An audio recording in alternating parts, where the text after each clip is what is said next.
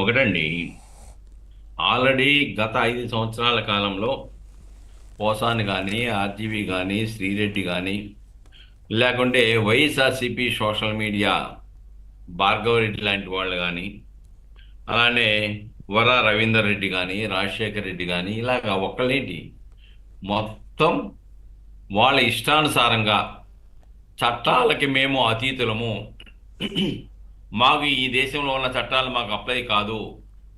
మేము ఏది చేస్తే అదే చట్టం అనే రీతిలో వాళ్ళు మహిళల మీద అసభ్యకరమైన పోస్టర్లు పెట్టారు, మార్ఫింగ్లు చేశారు, అవమానకరంగా మాట్లాడారు, శీలాలను కూడా శంకించి తన మన అని తేడా లేకుండా పాపం ప్రతిపక్ష పార్టీ నాయకులు అందరి కుటుంబాల మీద కూడా పడిన విషయం మనం చూసాం.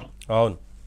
కానీ ఆనాడు షర్మిలారెడ్డి గారు చెప్పారు, రాజశేఖర్ రెడ్డి కుమార్తెగా ఆమె తల్లి మీద చేసినటువంటి ఆమె శీలాన్ని శంకిస్తూ చేసినటువంటి దాని మీద ఫిర్యాదిస్తే జగన్మోహన్ రెడ్డి ప్రభుత్వం ఆ రోజు అధికారంలో ఉండి తన తల్లిని శీలాన్ని శంకించిన వాళ్ళ మీద కూడా చర్యలు తీసుకోకుండా నిలుపుదల చేశాడని చెప్తా ఉంది. ఉమ్. అంటే సొంత కుటుంబ ముఖ్యమంత్రి హోదాలో ఉండి సొంత కుటుంబ సభ్యులను కూడా అవమానకరంగా మాట్లాడిన అధికారమే ముఖ్యం, విలువలు ముఖ్యం కాదు అని చెప్పేసి వ్యవహరించిన తీరుని ఈ రోజున ప్రజలు చూస్తూ ఉన్నారు. అవును. ఈ రోజున మన చంద్రబాబు నాయుడు గారు చాలా స్పష్టంగా చెప్పారు, తన మన తేడా లేదు.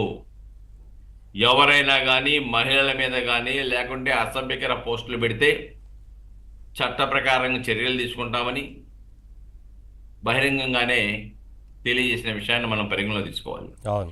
అలానే పవన్ కళ్యాణ్ గారు లాంటి వాళ్ళు లేదు, ఈ సోషల్ మీడియా యొక్క అరాచకాలను వికృత స్టేషన్లను అరికట్టడానికి ప్రత్యేక చట్టం తీసుకురావాలని చెప్పిన విషయం, దాన్ని ప్రభుత్వం కూడా అంగీకార బాటలో నడుస్తున్న విషయం మనం చూసాం.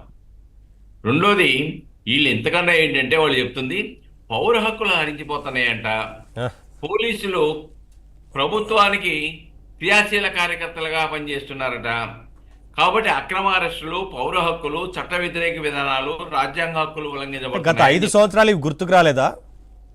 గత 5 సంవత్సరాలలో ప్రపంచ చరిత్రలోనే ఎక్కడ జరిగినటువంటి విధ్వంసం ఈ రాష్ట్రంలో జరిగింది. హక్కుల ఉల్లంఘన ఈ రాష్ట్రంలో జరిగింది. భావ వ్యక్తీకరణ స్వేచ్ఛ మీద నిర్బంధాలు పెట్టింది ఈ రాష్ట్ర ప్రభుత్వమే. ప్రతిపక్ష నాయకుల మీద, ప్రభుత్వానికి వ్యతిరేకంగా ఎవరు మాట్లాడితే వాళ్ళ మీద సిఐడిని, పోలీసుల్ని ఆయుధాలుగా ఉపయోగించి తమ చెప్పు చేతల్లో పెట్టుకొని వాడుకున్నది ఆనాటి జగన్మోహన్ రెడ్డి ప్రభుత్వమే. ఇది తెలియదేం కాదు. అందుకే ఎన్నికల్లో కూడా ప్రజలు బయట చెప్పడానికి కానీ, బయటకు వచ్చి ప్రచారం చేయడానికి కానీ ముందుకు రాలా. నిశ్శబ్ద విప్లవం ద్వారా జగన్మోహన్ రెడ్డి నియంత పాలనకి అంతం పలికారు. ఈ రోజున వాళ్ళు హైకోర్టుకి వెళ్ళి ఏం చెప్తారు, పాపం విజయబాబు గారు అనుకుంటాను, అవును. ఆయన ఏం చెప్తారు, పాపం ఆయనకు ఒక కమిషన్ ఇచ్చారు, తలా తెలుగు భాష ఏదో ఇచ్చారు, చివరికి ఆ పార్టీలో పనిచేస్తున్నారు. పాపం సీనియర్ జర్నలిస్టే, మనం కాదనం, కానీ న్యాయ శాస్త్రం కూడా పరిపూర్తి చేశాడు. ఉమ్. సరే, ప్రాక్టీస్కి వెళ్తున్నా లేదా తర్వాత విషయం. ఆయన ఏం చెప్తాడంటే, లేదు లేదు అక్రమంగా కేసులు పెడుతున్నారు, పోలీసులు పెట్టేటువంటి ఈ కేసులను నిలుపుదల చేయండి, అంతేకాదు అక్రమంగా నిర్బంధించి వేధింపులకు గురి చేస్తున్నారు, కాబట్టి ప్రభుత్వం నుంచి వాళ్ళకి నష్టపరిహారం ఇప్పించండి అని చెప్పేసి హైకోర్టుకి వెళ్తారు. హైకోర్టు చీఫ్ జస్టిస్ చాలా స్పష్టంగా చెప్పారు, ఏ ఇష్టానుసారంగా వికృతాలు చేస్తూ ప్రజల హక్కులను హరించి వేసేటువంటి వాళ్ళకి రక్షణ కల్పించమని అడుగుతున్నావు నువ్వు. అసలు నువ్వెవరు రావడానికి? బాధితుడి మీద అయినా తప్పుడు కేసు పెట్టినా వాడి హక్కుల వల్ల ఎందుకన్నా వాడు రావాలి తప్ప నువ్వు చెప్పిన విధంగా బ్లాంకెట్ ఆర్డర్ ఇవ్వడానికి మేము సిద్ధంగా లేము. ఉమ్. మేము కూడా బాధితులమే. అది కరెక్ట్. గతంలో సోషల్ మీడియాలో పెడితే మేము ఫిర్యాదు ఇస్తే చెత్తబుట్టలో పడేసిన చరిత్ర వాళ్ళకు గుర్తే ఉండదు కదా, అవును. గుర్తే ఉండదు.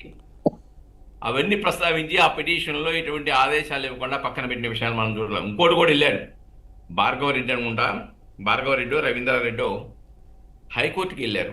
ఏంటంటే వాళ్ళు చెప్పేది, ఇవన్నీ కూడా వ్యవస్థీకృత నేరాలు కాదు, ఉమ్. వాళ్ళు వ్యవస్థీకృత నేరాలుగా పెట్టి పోలీసు వాళ్ళు కొత్తగా వచ్చినటువంటి బిఎన్ఎస్లో సెక్షన్ 111 వేశారు అని చెప్తే దాన్ని పక్కన పెట్టారు. దాని మీద తర్వాత వింటాంలే, ఎలా కాదో చెప్దురు కానీ తర్వాత అని చెప్పి పక్కన పెట్టారు.